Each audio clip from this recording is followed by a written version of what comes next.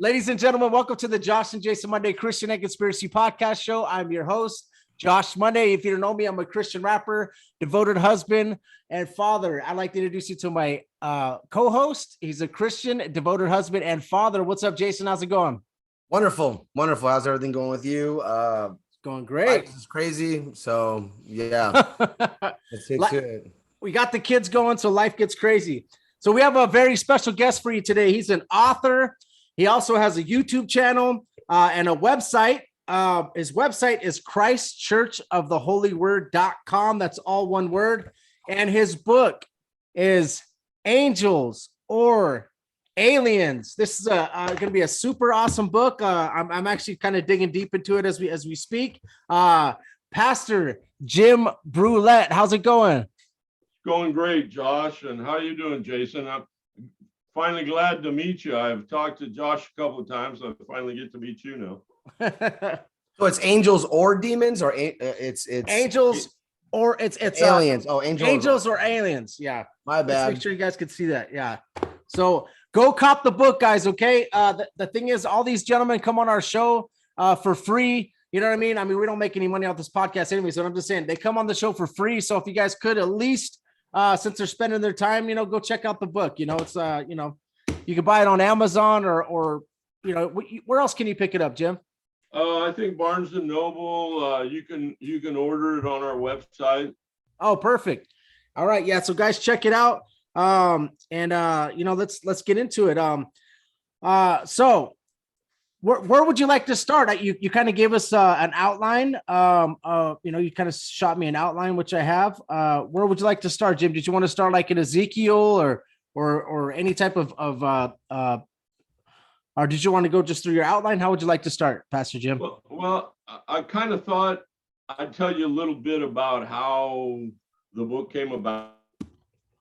Okay.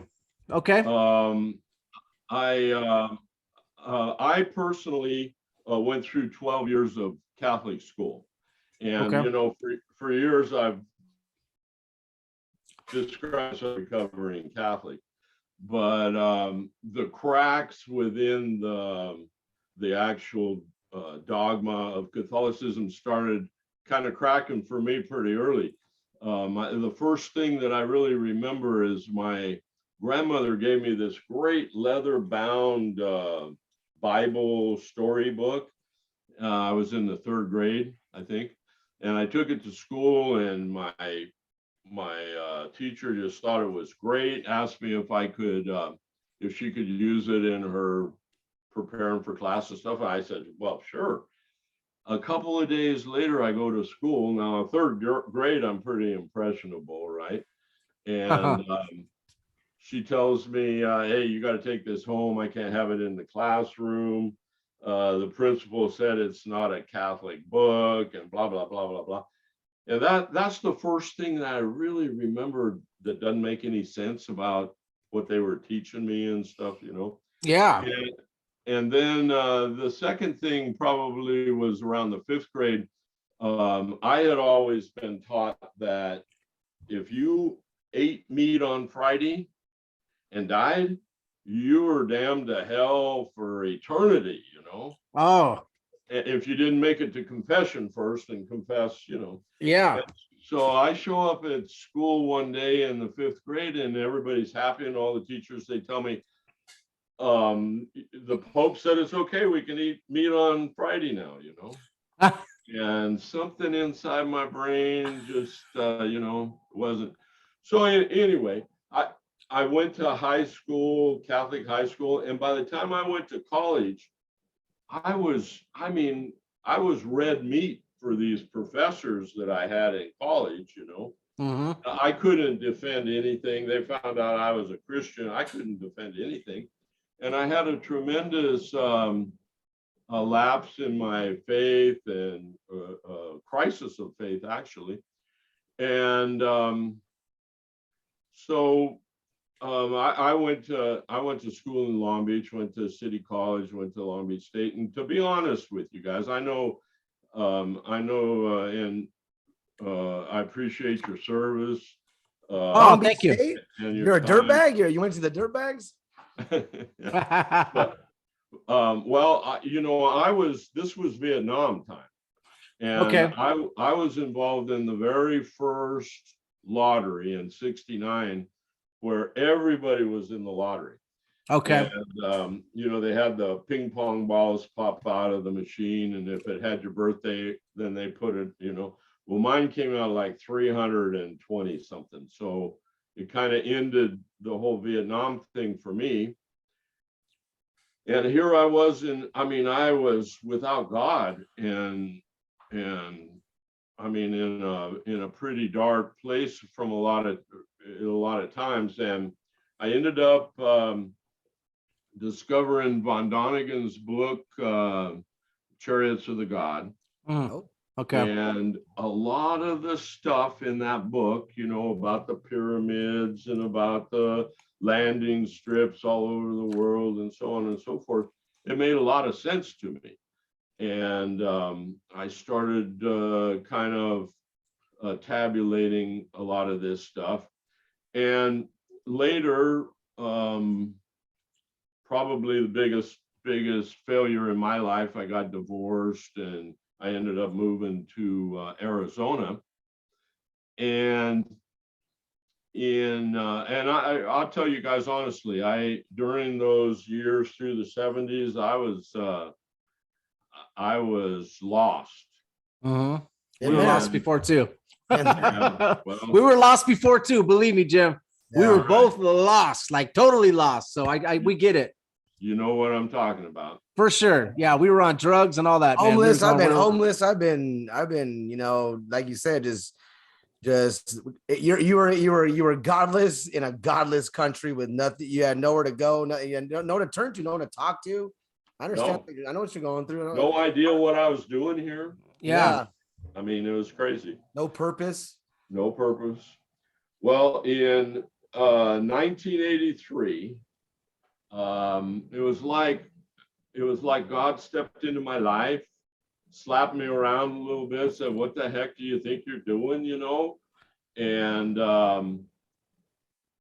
I got back into Him and His Word, and I've been an ardent student of God's Word ever since.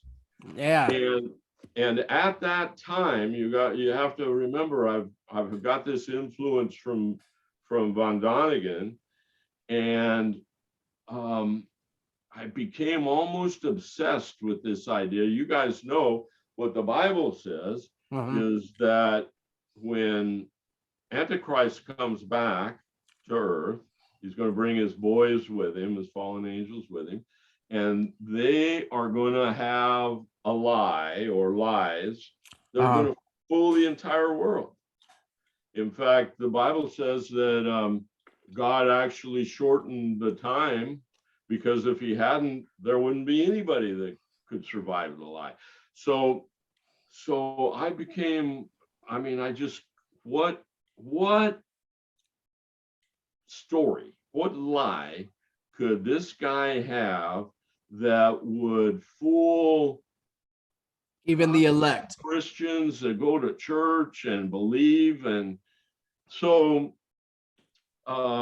this thing started kind of maturing in my mind, and I've written a few fictional things. I used to write a lot of short stories, and I came up with this idea for a short story to explain the lie of Satan in the end times. And actually, if you get down to it, in my book, that's about the last quarter of the book is the story that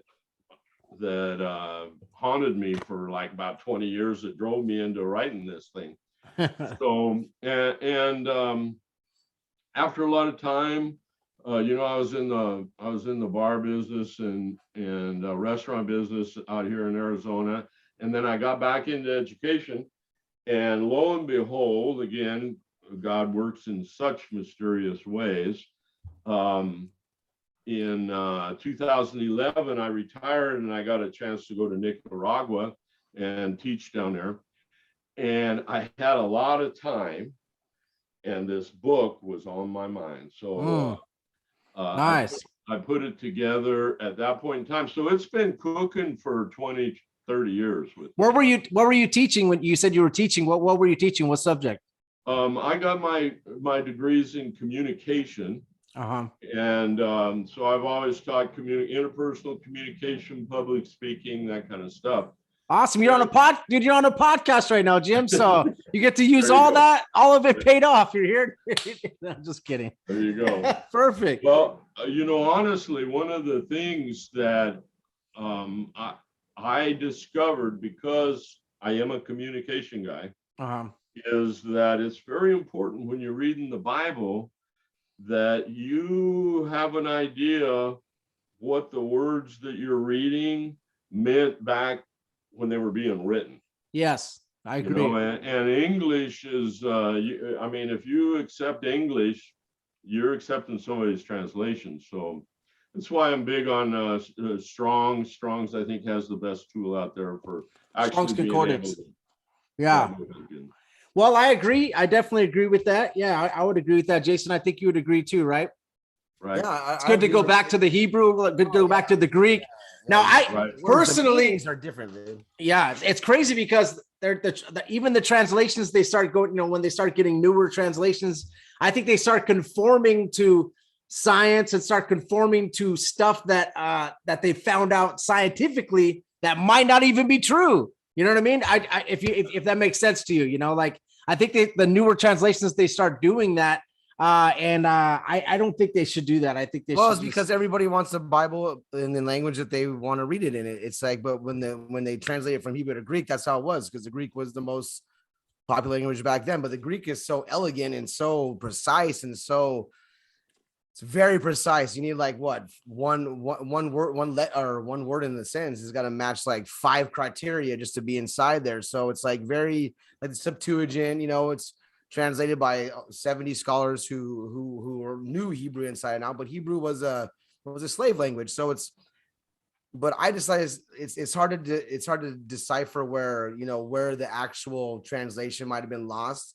But if you're talking about like Nephilim or any type of stuff that the Bible is speaking about, you have to understand, this is, like you said, God says what he means, means what he says, and he says what he means. So if the Nephilim are mentioned in the Bible, and they're mentioned in other books and other countries and nationalities, and like Incans and Mayans and even Native Americans and the Greek, all these people have the same story, but the Bible only talks about it very, very shortly in a matter of time. But I feel like they didn't have to talk about the Nephilim because it was written back then. They already knew what they were. They already knew what they were capable of. They didn't need to be told what the giants were, what this was, what that meant.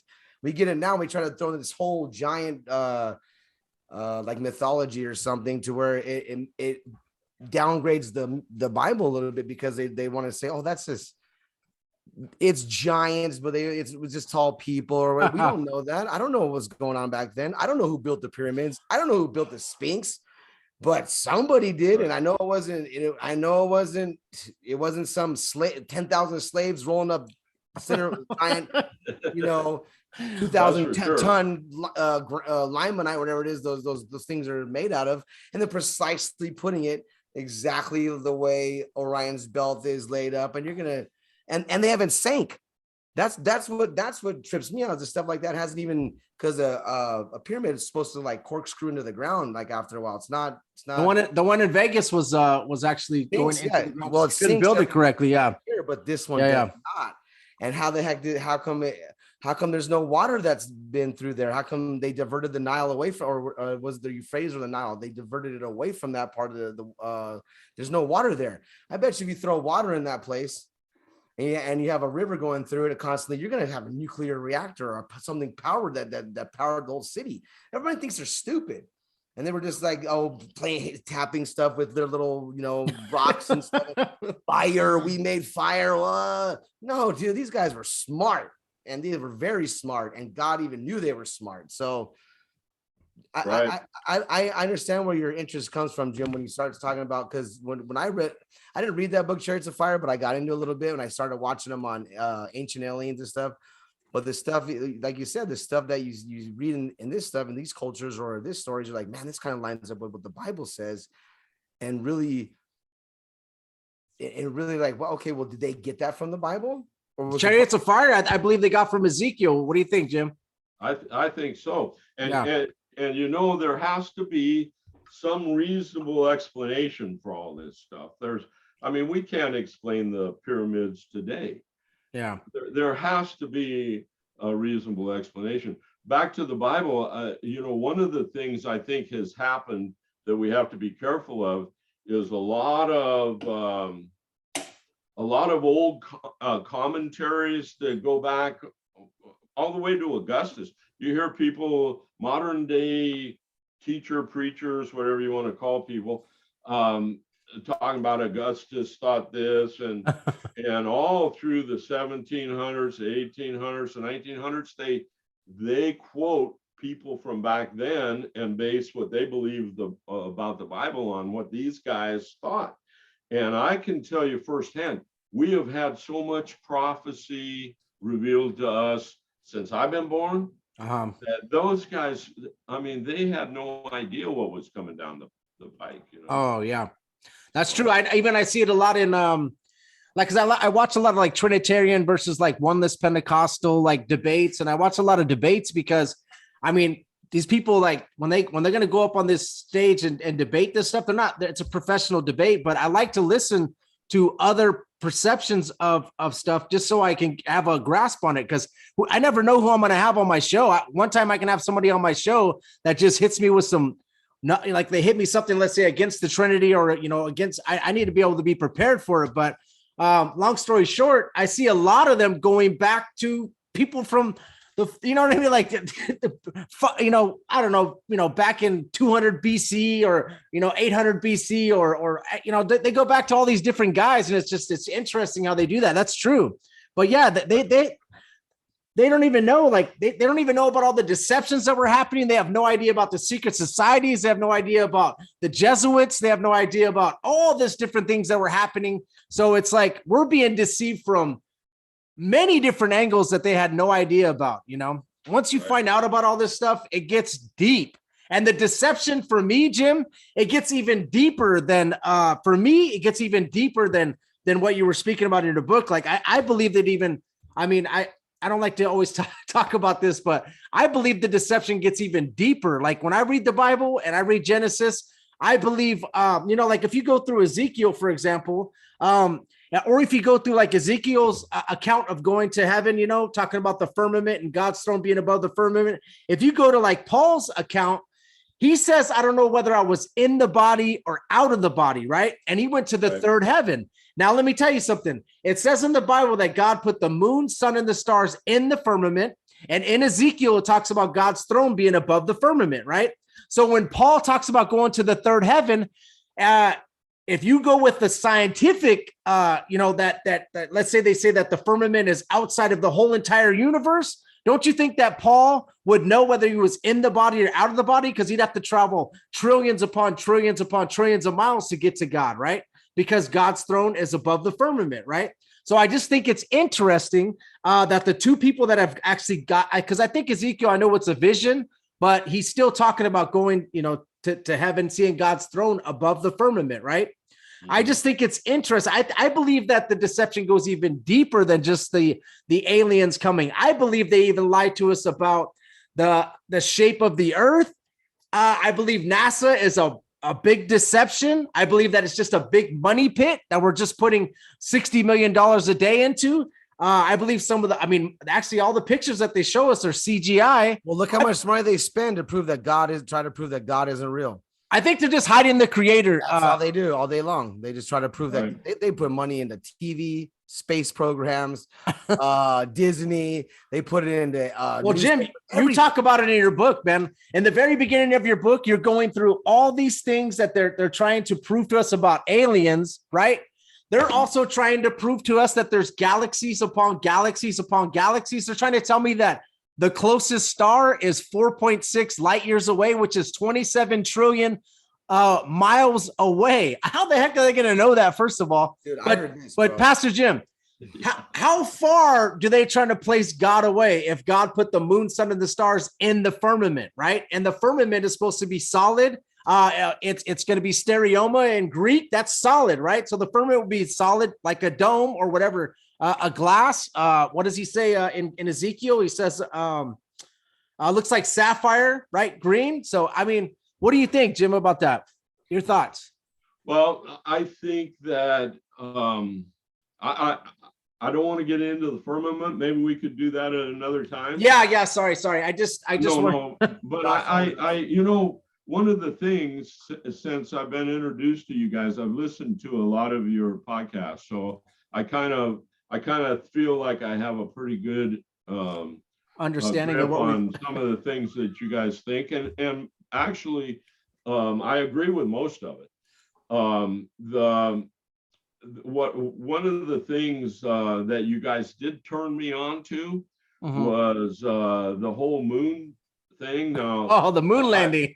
I've been listening to my grandson for a couple of years about it, and you know what I always used to tell him, and until I heard Bart. And his whole Bart Sabrilla is who he's talking about, guys. He was on the show. He was on an episode with us. Yeah, Bart Sabrilla. Yeah, Bart Sabrilla. A funny thing happened on the way to the moon. This was his show. Yeah. And his book is Moon Man. Yep. I read his book and I thought it was great. The thing about it is, I mean, from that whole interaction, I discovered I'd heard about it, but I had never really researched it. Was the Van Allen radiation belt. Yeah.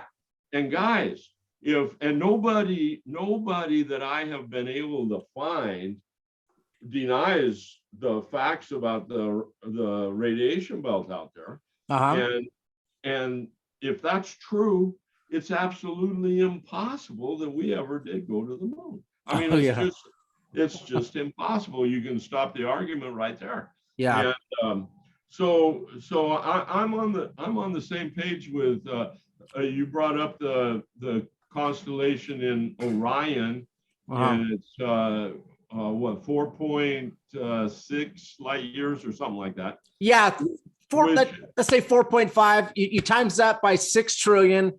That's like 27 trillion miles away. That's just the closest star, right? How are we ever going to go there?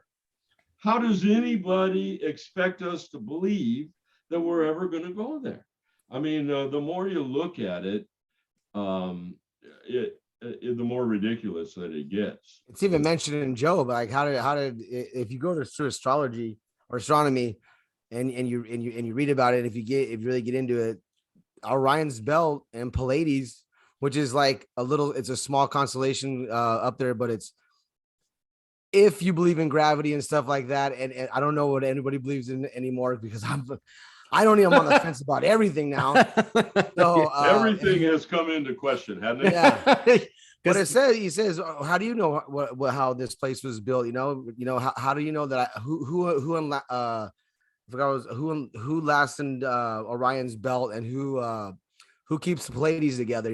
But it's weird if you look at it. They just found out that those group of stars share a gravitational pull together. So how do they know that? How did Job know that in the Bible that God would know these things? And this was back then, way. This is like the oldest book in the Bible is Job. Yeah. And how would he know this stuff? This is stuff they're studying now, and it's like, man, he's telling you right there, like, were you there when I built this place? Were you there when I built the foundations? Were you there? And if you were, stand up and tell me. Be a man and stand up. But you can't, because none of you were there.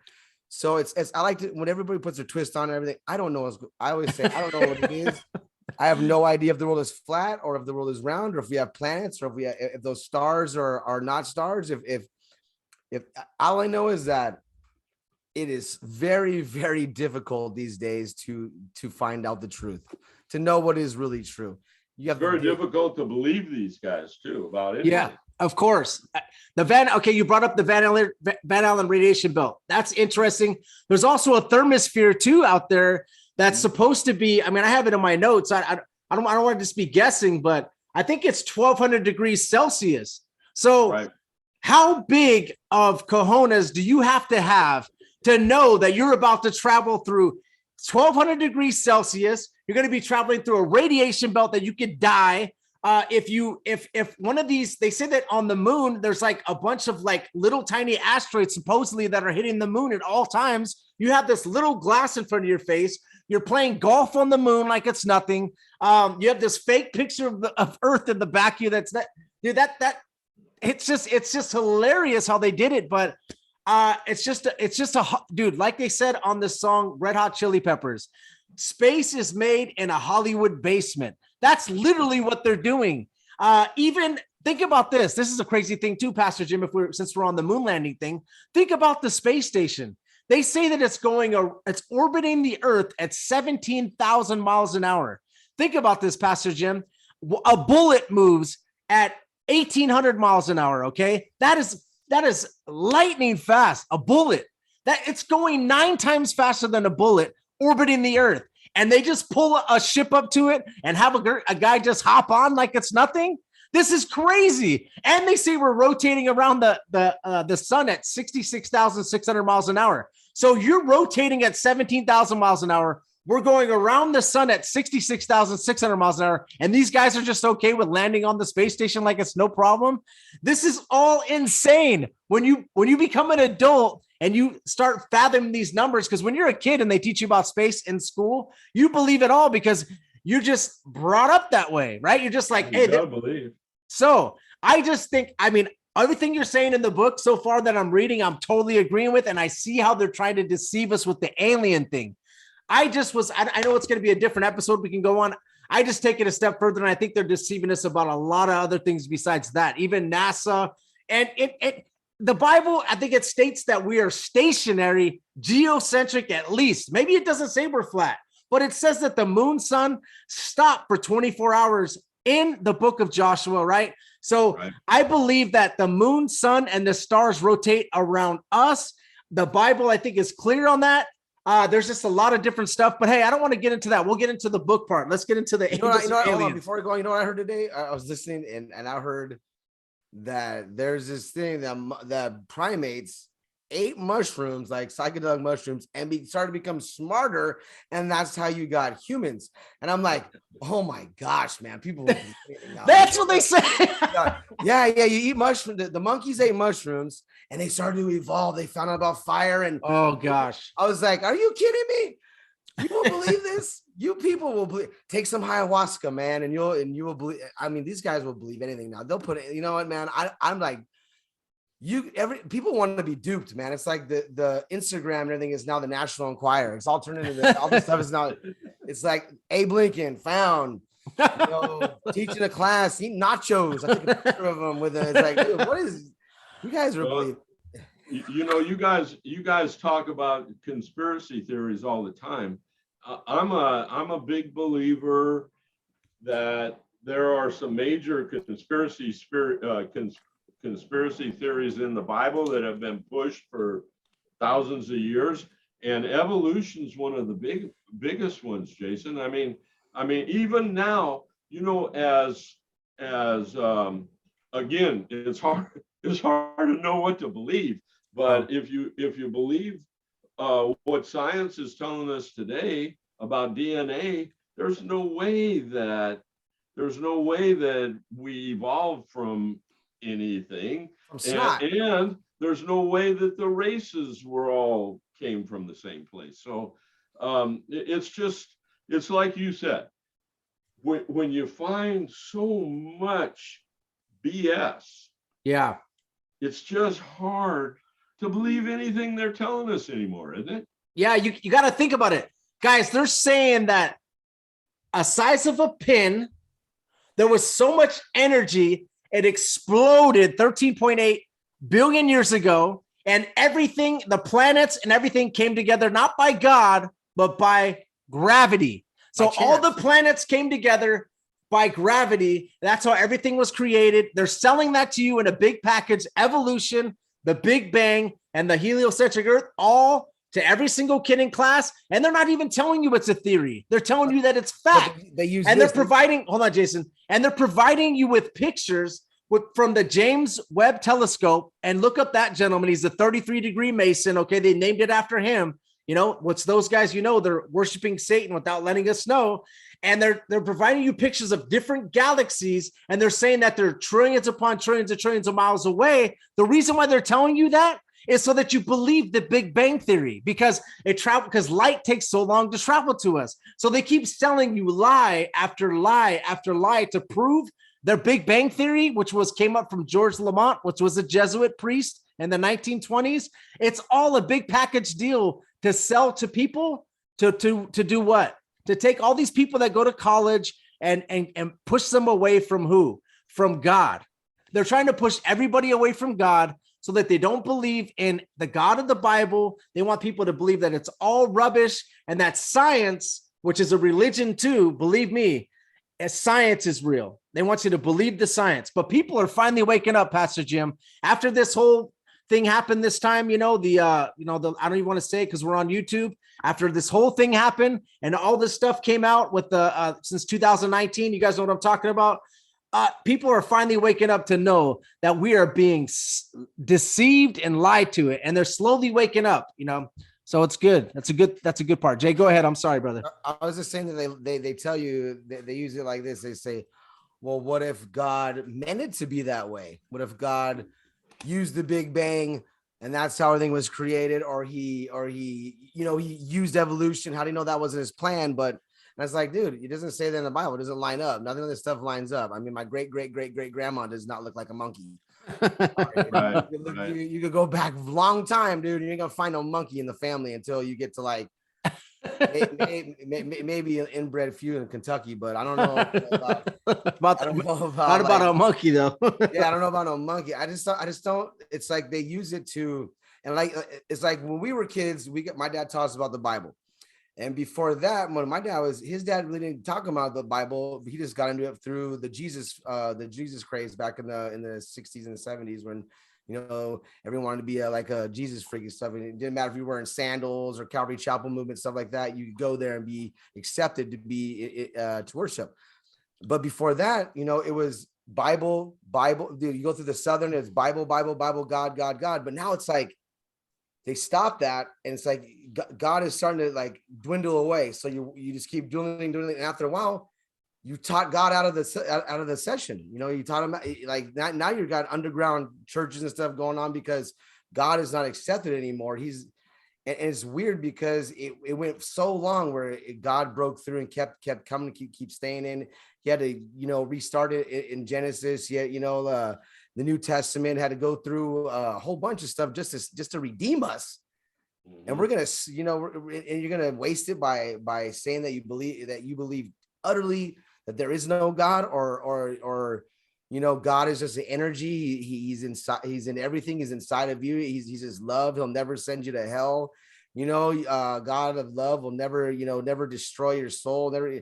Okay, so what it says in 2 Thessalonians verses 2:1-4, it's actually talking about that. For that day will not come unless the falling away comes first. The man of sinless is revealed, the son of perdition, right? So there's going to be a falling away, So all this stuff is like Jason was talking about. It's all true, and it's talking about it in 2 Thessalonians. Paul speaks of this, so it's here.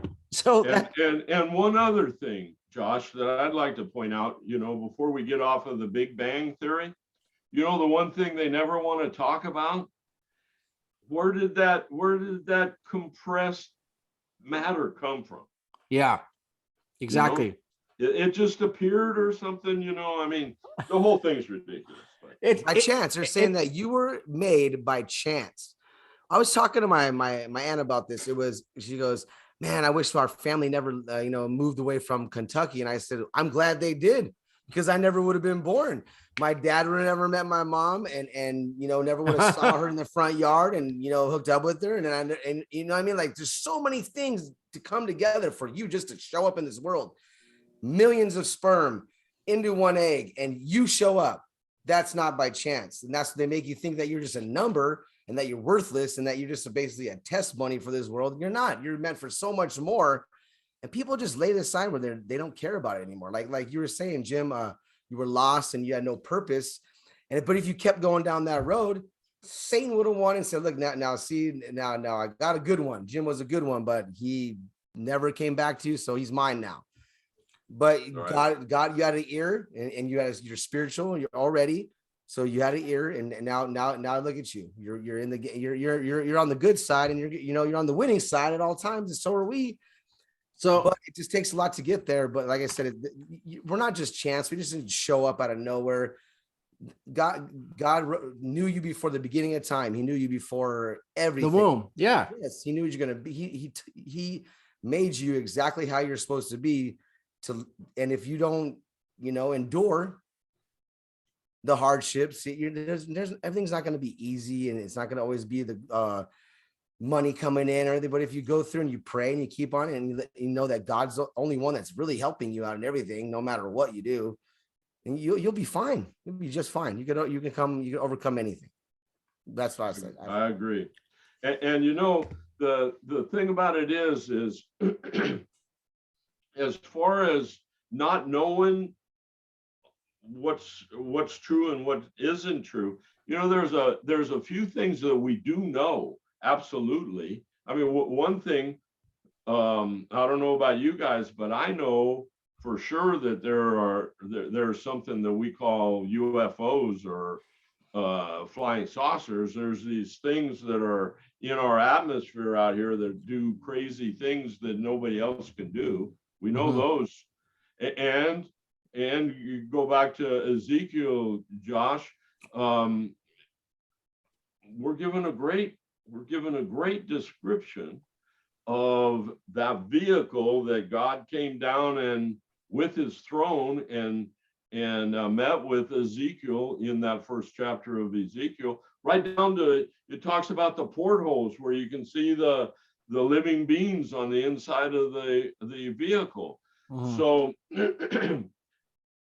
we do know, I mean, there's some things that we do know, but the explanation that quote unquote science gives us is just every day it's becoming less and less acceptable, Yeah, I think it's interesting. So let me ask you a question. So because we had Ali Isaiah Datan on, he also wrote, he made a great documentary, and he believes that that's how angels travel, fallen angels and regular angels. I believe I've heard him say that before. So do you believe that that's how fallen angels have to travel, or is that the way that they do travel? Do you believe they have to use that to travel, or do you believe that, or do you believe that only fallen angels use UFOs?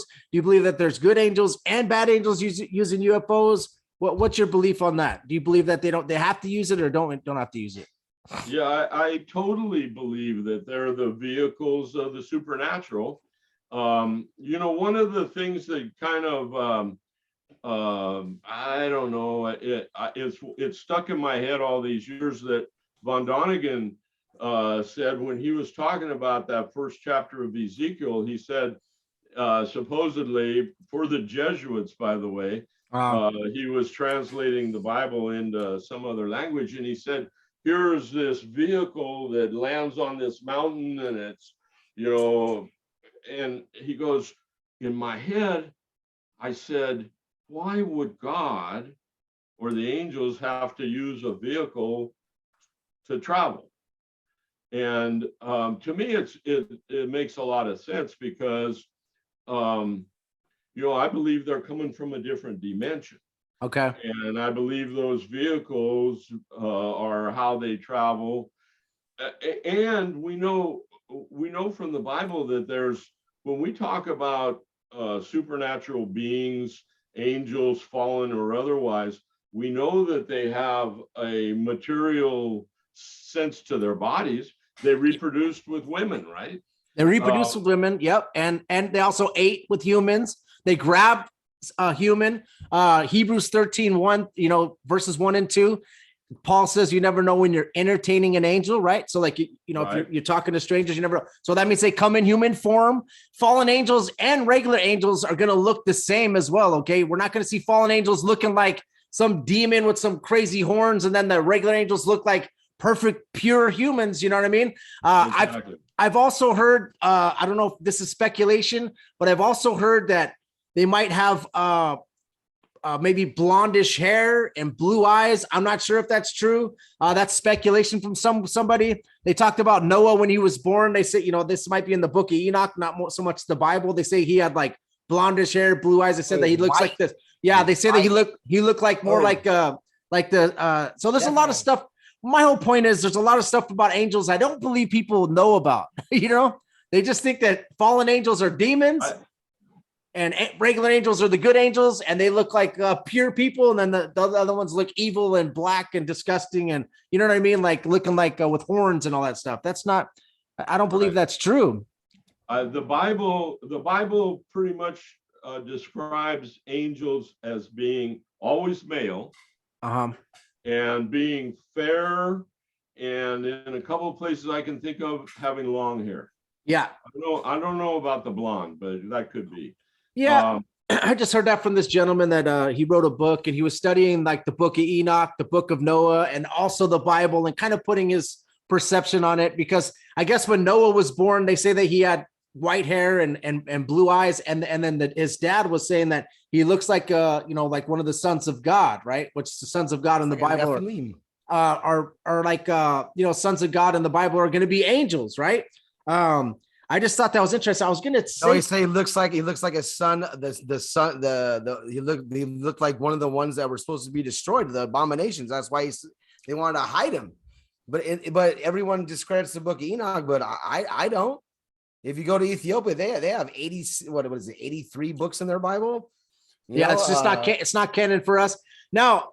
Here's the thing, because it was taken out because it sounds too like mythology. It sounds too much cartoony, and they're like, it's hard for people to explain. But why are you taking that out? Because it was the same language they were using. The rabbis used the same language. The rabbis did teach that version of the fallen angels, and it sounds way more, how do you say, legit. It sounds more true when you start reading through it and you put it together. Well, to understand it, I think Pastor Jim would probably maybe agree with this. You have to have a grasp on a lot of things in the Bible first before you can actually take the Book of Enoch. If it is 100%, because I'm not sure either, because I don't know if you can I don't know about the historicity where you could track it back to Enoch. That's the only thing for me. That's why I don't know. That's why I don't take it and say, hey, this is the word of God right here.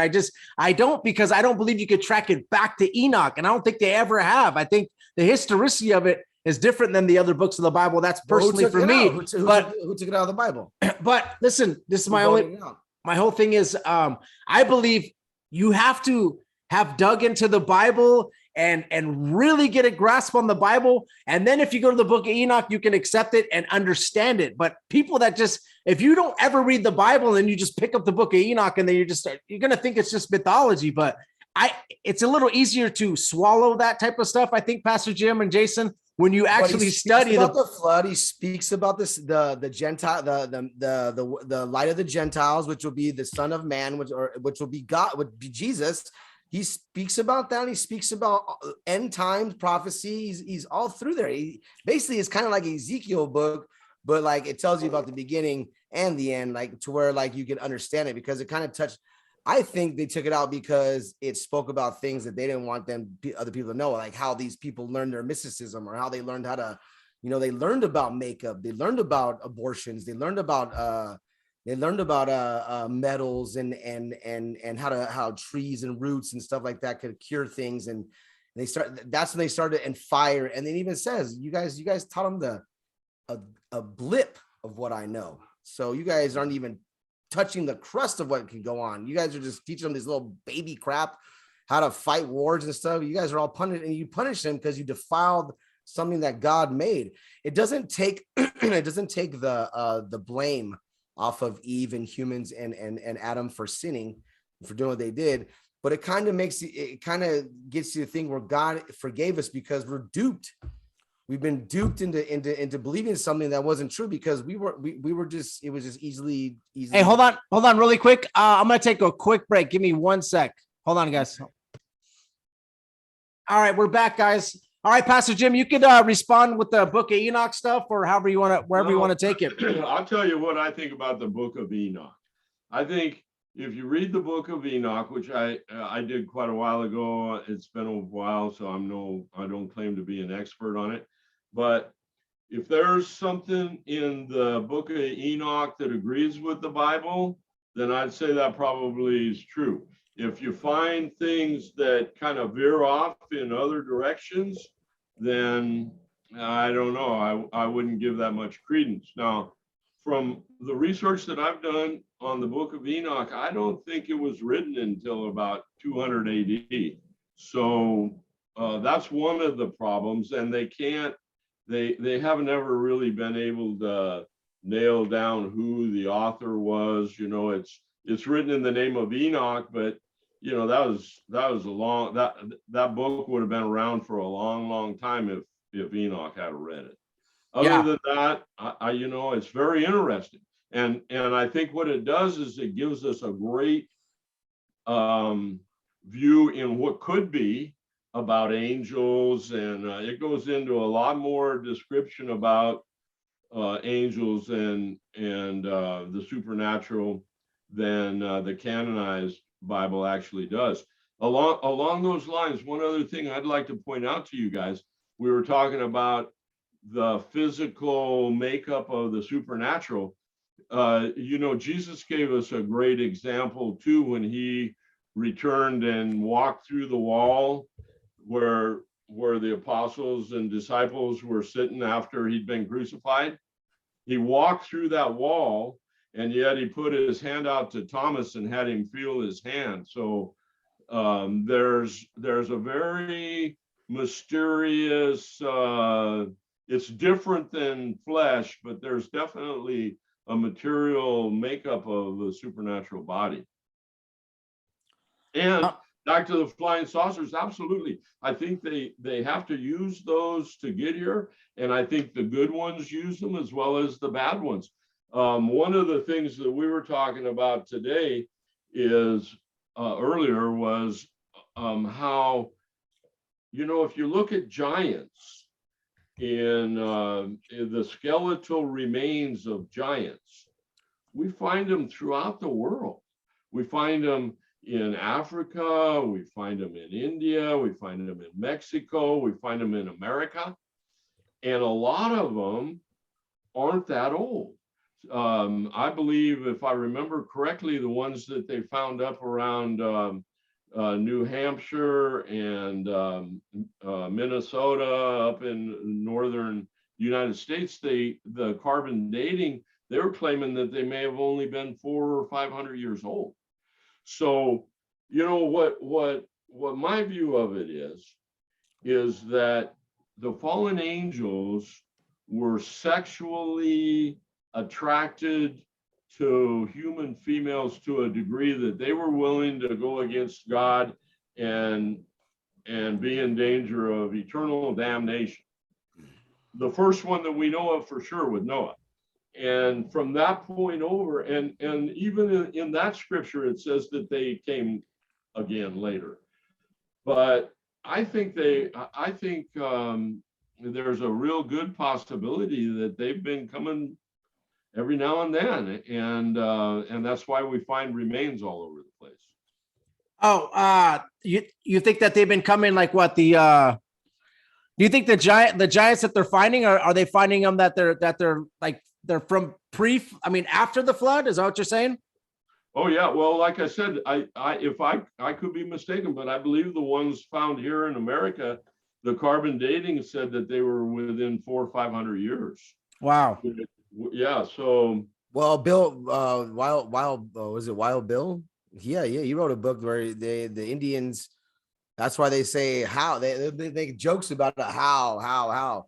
No, but they wanted to see if you had 6 fingers, because if you had 6 fingers, they were killing you. You were dead. You were done. They were afraid of them. They're like, hey, man, you don't even know about these guys. He said they found like a giant femur bone and things. And they're telling these stories of these guys that would rip apart buffalo with their bare hands and on the run. And you're like, you're crazy, dude. There's no say yes. And they said they were red haired and they were you know, they were just big, and there's stories of them even being in Catalina Island, that off the coast of California, that they said they dug up some remains out there that were huge. They were huge people. Well, they say huge people, but yeah, I agree with you. You know, who knows what you have to, who knows what, because it says Ocatarium, which is like just your habitation. So maybe they shed that vehicle type of thing to become, you know, you come on the earth like that. You got to be human. So you will be able to mingle with people. And I don't know how you would risk, you know, God, you know, if you knew God was real and you were sent out by him to do things, and you went against him, and you knew he was real, and you knew all of it was not just a story, and you still defiled, you did something that was so abominable to him, like it was abomination to him. You risk that just for a life as a human, you know, man, You that know, must be pretty special. You know what I'm saying? If you're gonna risk that to have children, all that stuff with you know, God's gonna wipe him out. You know, God's gonna be furious when he finds out. He's not gonna change his mind. He's not gonna be so, you know, he's not gonna be like, hey, you know, okay, we'll let you go because you know, I created you. You defiled one of his creations, and so that must mean, I feel like that must mean we're pretty special. If an angelic being comes down and wants to, you know, procreate with us, what does that mean? What's going on there? Like, is it a DNA thing? Did the devil want to, you know, stop the Messiah from being made by breeding us out with these Nephilim? I don't know, but sounds like, Jason, to me, one of the most amazing things to me, that one of the biggest mysteries, I guess I would say, is we know from the Bible that Satan knows that he's been condemned to death, right? Yeah. And yet he, for some reason, he still thinks he can win this thing. To me, I find that mysterious. You know what I'm saying? Yeah. And to the same degree now I differ a little bit with you guys on the giants, in that I don't believe the giants were able to reproduce. And I believe that that's why we don't see tribes of giants all over the place. Logically, you would think that a giant would be more survivable than, you know, one of us that are 5'8", and but yet they aren't. And we find the skeletal remains of them in small pockets. It's like they came, they had offspring, the offspring didn't do anything, and then they went somewhere else. And I think it's like, well, it's a mystery. But what you were saying, Jason, is absolutely right. How would you be willing to give that up, knowing God and what he said, and yet you're risking eternal damnation by doing the opposite? So that's interesting. Can you guys hear me right now? Yeah. Yeah.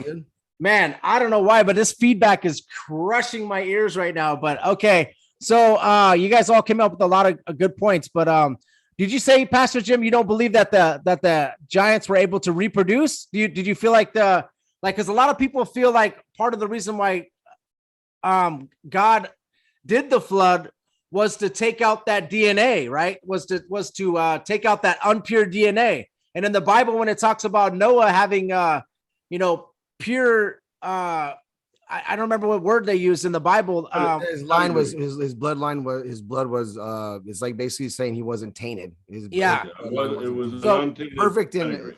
Do you so you don't believe that a lot of like that DNA just kept like basically spreading out to all these different people and like that Nephilim DNA, or did you feel like they just did it one time, then they just had giants and then it just stopped? What do you feel like? Well, I think that, actually what the Bible says is that Noah and his sons and wives and their wives were the only ones left with a pure pedigree. In other words, they were the only ones left that hadn't been tainted by the fallen angels. um, the the reason why I don't think that they may, I mean, I'm not saying that they absolutely couldn't reproduce, but I think they had a terrible time. And I think maybe if they could, their offspring were fragile, or because we just don't see them. I mean, it just doesn't make any sense to me that we don't see giants running around if they were able to reproduce and become a viable part of this flesh world. How do you feel about like the Raphaim, you know, like after the flood? You know, they said that there was excuse me, like in Numbers, they talk about giants after the flood. What do you think about that? Well, like I said, I think the fallen angels have come back a lot of times. Oh, okay. I think their desire for human women is tremendous, and this has happened several times, and that's why I would say if in the eastern part of the United States we actually have, isn't it funny how all these skeletal remains just disappeared too? Oh yeah, from the Smithsonian Institute, and you know, all this stuff. But if they were actually only 400 or 500 years old, then that would tend to point to the idea that they were back in those days, you know. Yeah. Yeah. Interesting. I gotta try to get this buzzing sound to stop. I think I'm gonna stop. Maybe Take we got like off, bro. Take your headphones off, bro, and just put it on a regular speaker. Oh, it's still doing it, dude. It's still like it's going. So maybe I'll stop. I don't know if I want to stop the meeting, but I would like to. It's 10:40.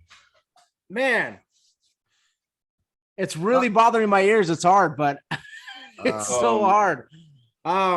I don't know if I could stop the meeting and restart. Like, we'll just finish at 11. You guys down with that? I just don't want to make a part 2 video. Yeah. Whatever you think is the best, Josh. I just don't. No. Well, you're live right now, dude. So if you're gonna, you might as well just let's just roll out with it and just finish it out. We got or unless you want to. We'll just finish it up. Let's do that, Jim. Anything else you guys want to talk about? Like that I just, it's like, it's so hard for me because it's just going, man.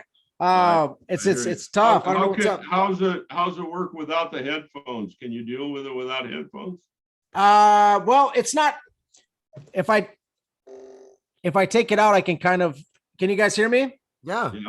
I don't know what it sounds like without it. It's like, can you take it off? I'll just talk. Can you hear us, Josh? I just want to make sure that it's not, can you hear us? Yeah, I can hear you. Oh, there's no, I don't hear nothing like that, bro. I don't hear the thing. Wow. You know, your headphones might be one of the little things might be messed up in there, and that's why you got no feedback. Maybe. I don't know. Well, it's doing it on my computer too, bro. Oh, I don't hear nothing though. I'll say, Jim, you say you're a pastor? You guys say, do you go ahead, Jay, take over because this thing's gonna be tripping. Go ahead. Pastor? Is that what Well, I'm retired. I started a church out here. I was actually ordained a couple of times. I was ordained back in the 70s, and then, like I was telling you, I had this terrible crisis of faith, and I was ordained again in the late 80s, and we started a church here locally. And did you teach this the angel this type of view to your, like, did you speak about this, like the Nephilim and the fallen angels? Okay, so absolutely. Okay, cool, right on. Because a lot of pulpits, they're not doing that right now, and they're not even teaching the opposite view of stuff. They're just going with whatever they were taught, just to be like, hey, you know what, I want my. But what you're doing is you're screwing your flock up, man. If you're not giving them like all the views, so they could go on and say, you know what, this is what actually sounds right. You know, this type of stuff is secondary doctrine. I don't think you're going to go to hell for whatever you believe the angels are fallen angels or not, or I feel like that is a doctor that's going to talk about, not argue about, but do your points, and that's Right. what I feel it is. Have a good discussion about. Yeah, if it brings you closer to God, hey, if it pushes you away, there you go. You got to think twice about talking about it. But yeah, I when I go to my church now, I'm like, man, wow, I'm going through churches. You're trying to find like which one's right or which one's wrong for you. That's the problem that I have. Like I said, I'm a little bit older than you guys, and I am I run our website, which has a Bible study and has different things, and I do some videos and stuff. But I don't to be an active pastor. I mean, you got to work with the people every day, and it's a full-time job plus overtime, and so I retired from that when I went to Nicaragua, and when I came back, I started the website. So I don't claim to be an active everyday pastor going out and meeting with people. I meet with people pretty much online now, and that's about all I can handle. But I've taught the fallen angels and the giants and the Nephilim, and since I've been teaching. So that's perfect. Yeah, because I'll tell you, that's what the Bible says. I mean, there's a lot of people that I have run into give Enoch, the Book of Enoch, a lot of. They came to the Book of Enoch because of the stories in there about the fallen angels and the giants and so on and so forth. But I say the same exact story is in the canonized version of the Bible. It's in Genesis 6. Genesis 6, yeah. Right. It's right there. Yeah, for sure. Yeah, I think I think some of the pastors are afraid to dive into some stuff, because it's hard for them to explain scientifically. So when it goes against science, they don't. I don't think, a lot of them, they want to keep their people or coming back. So when they dig into stuff like that, which I think is like the meat of the Bible that people need to know. I mean, you see how God was sending people in to destroy men, women, and children of a whole entire tribe. What do people that are New Age or atheists, what do? They hit people like us right away with, why would he kill men, women, and children of a tribe? That's terrible. Like there's certain ways to explain that by going back to Genesis 6 and the tainted DNA or, the Nephilim or stuff like that, So I think people need to take heed, and start to teach what's in the Bible. And it doesn't matter what science says. Let your foundation be the Bible only. And whatever science says, who cares? Because if it agrees with it, great. If it doesn't, then it's not true. Yes, there we go. Exactly. I agree. So I love this conversation. But let's set up another date, Pastor Jim, if we can. We'll get deeper. We'll get deeper into the angels or aliens. I think we went a lot of different places here, which was great. I think it was a great podcast. We appreciate having you on. Thank you so much for coming on. Any last words that you want to talk to the audience about before we end? Just that people, I would pray that people look at the facts and ask God for guidance, and they will see how ridiculous so much of this stuff is. And I would also warn people that you should be prepared, because if we know anything about this government and the psyops going on out there, they are pushing the whole alien thing for one big reason, because they're going to use it somewhere down the road. And I believe, and it's the premise of the book, that is going to be the lie of Antichrist, is that they're extraterrestrials from another galaxy far, far away. They want us to believe they're from another planet, so It's so Exactly. funny. So Second Thessalonians are talking about the big lie. So I'm going to read a little more of your book. If we can, maybe we could try to have you on in September and we'll lock a subject up and we'll just go into it. I think so far, I think we did. I think it was a great podcast. Jason, do you have any last words at all? I just I like Jim. He's a good guy, and it's I didn't get to see his book or read it, but I get the gist of it now because it's just the way he's pretty passionate about what he's doing. But hey, I agree with him totally. You know, try to dig through all the stuff that you can find, and like they always say, be a self-teacher. Read the languages. Try to find out what it really meant. Just don't read a sentence out of it and be like, okay, let's build a doctrine off of this and make a religion off of this.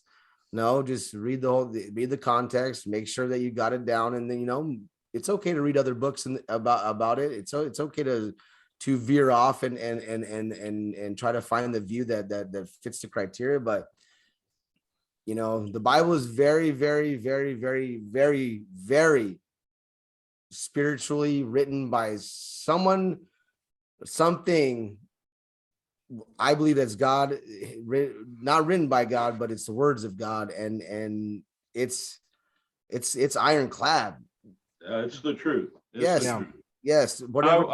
I would encourage anybody that's listening to this, Justin, that they pray. They pray and ask for guidance on all of this stuff because sooner or later we're going to figure it all out. It's going to become pretty clear what's going on, and with God's help, hey, we're going to be able to stand against the fiery darts of Satan. Oh, yeah. Yes, for sure. All right. Well, let's end this in prayer. So, Father God, in the name of Jesus, thank you so much for this clear connection. We appreciate you introducing us to Pastor Jim. And I just want to pray for his ministry, help people to subscribe to his channel, help people to get led to his book. And we appreciate everything you do for us, Lord. Thank you so much. We want to pray for anybody that's going through any type of stronghold right now, Lord. Please take that away from them. Any type of drug addiction, porn addiction, anything like that, Lord. Please help them to use the shield of faith to break away from these chains, Lord. Thank you so much for everything you do for us. We love you.